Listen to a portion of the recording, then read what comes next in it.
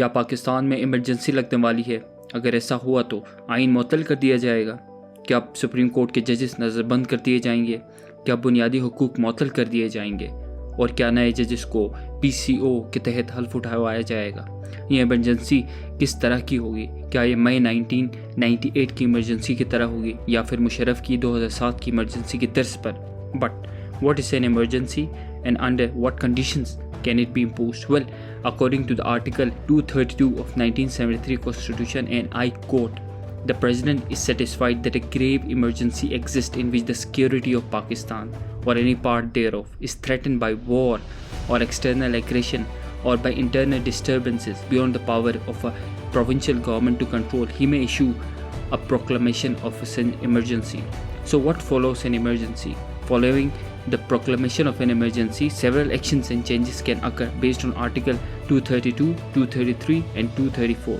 Number 1, मजलिस शूरा यानी parliament को अख्तियार हासिल हो जाता है कि वो किसी भी सूबे के लिए कानून साजी कर सके। नंबर 2, फेडरेशन की एग्जीक्यूटिव अथॉरिटी सूबों को हिदायत देने तक बढ़ जाती है और वो अपने इख्तियारात किसी भी तरह इस्तेमाल कर सकते हैं।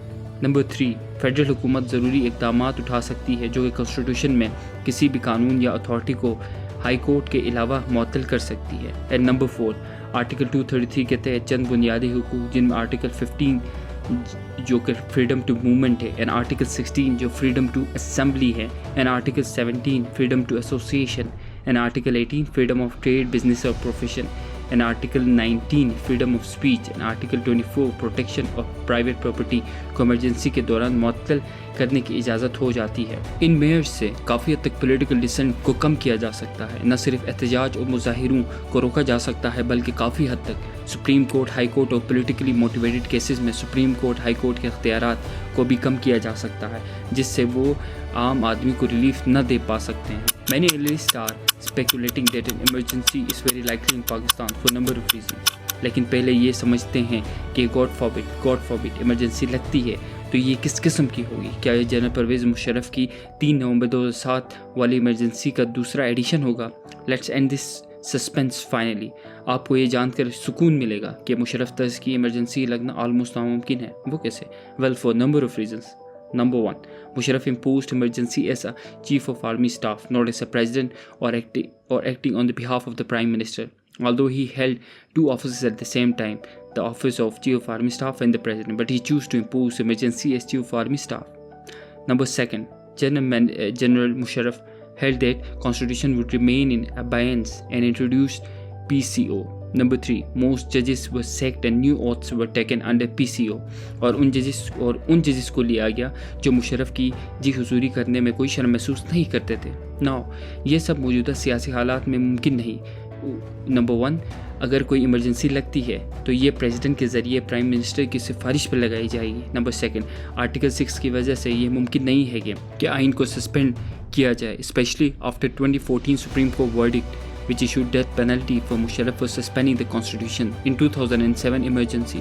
Number 3, अदलिया काफ़ी हद तक आज़ाद है और किसी भी जज को फारिग करना इतना आसान नहीं। तो 2007 की इमरजेंसी में मुशर्रफ ने क्या वजूहात पेश की थी इमरजेंसी लगाने के लिए, ये हम देखें। In the first place, for the first time judicial activism was cited as a reason, in fact major reason for an extra constitutional step.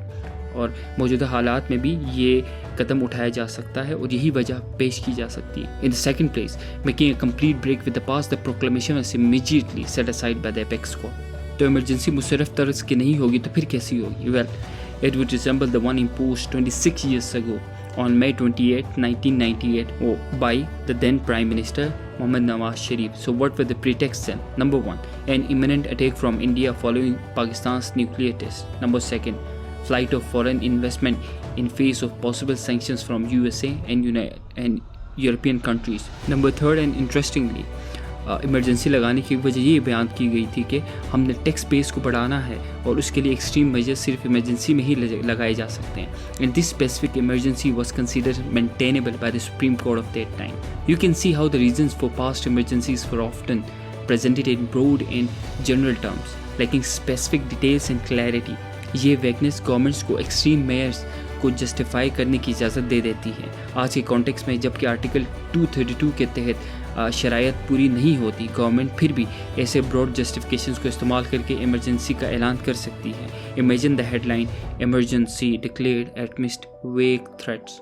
मौजूदा हालात में emergency internal disturbances, extreme threats, constitutional breakdown या financial instability की वजह से नहीं लगेगी, बल्कि ये लगेगी इंस्टीट्यूशनल क्लैश की वजह से, which is between the establishment and the judiciary. But would the emergency and this clash? Well, it's very unlikely. तो फिर उसके बाद क्या होगा? मैं तो यही कहूँगा कि अक्लमंद के लिए इशारा काफ़ी है। Thank you. And if you like the video, please like, subscribe and share. Until next time, fi amanillah.